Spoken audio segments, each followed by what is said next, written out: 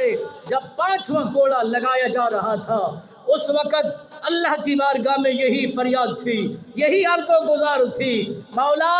میری محنت کو، میری کوشش کو، میرے صبر، میرے اجر کو اپنی بارگاہ میں قبول کر لے۔ اس وقت جلاد سپاہی نے آپ سرکار کا سر تن سے جدا کیا تو پڑھ رہے تھے اِنَّ لِلَّهِ وَإِنَّا إِلَيْهِ راجعون۔ یہی ورد کرتے ہوئے اپنی جان کو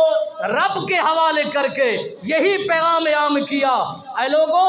جن جن لوگوں نے اپنی اپنی وفاداری کا ثبوت پیش کیا ہے، قیامت کے صبح تک ان کا نام بھی روشن رہے گا، ان کی نسلوں کا نام بھی روشن رہے گا، ان کی برادریوں کا نام بھی روشن رہے گا، ان کے قبیلوں کا نام بھی آباد رہے گا، ان کا نام چودھویں کے چاند کی طرح چمکتا دھمکتا رہے گا۔ جو ظلم کرنے والے ہیں، جو زیادتیاں کرنے والے ہیں، نسلیں مک گئی، آباء و اجداد برباد ہو گئے، مال و متاع کام نہ آیا، دھرتی پر کسی دھرتی نے اسے جگہ نہیں دی، اور کوئی دھرتی کا ذرہ ان کے حق میں دعا گو نہیں ہے، کوئی فرد انسان ان سے راضی نہیں ہے۔ اگر راضی ہیں تو دھرتی کا ذرہ ذرہ انہی مجاہدین کی گواہی دیتا ہے جو حب نبی میں،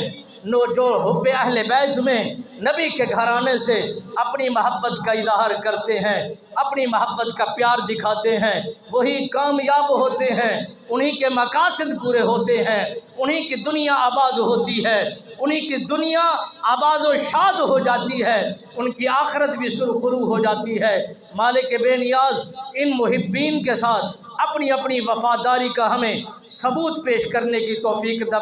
نصیب فرمائے۔ ہم نے نہ پیاس کو دیکھا ہے، نہ ہم نے بھوک کو دیکھا ہے، نہ ہم نے ضلالت کو دیکھا ہے۔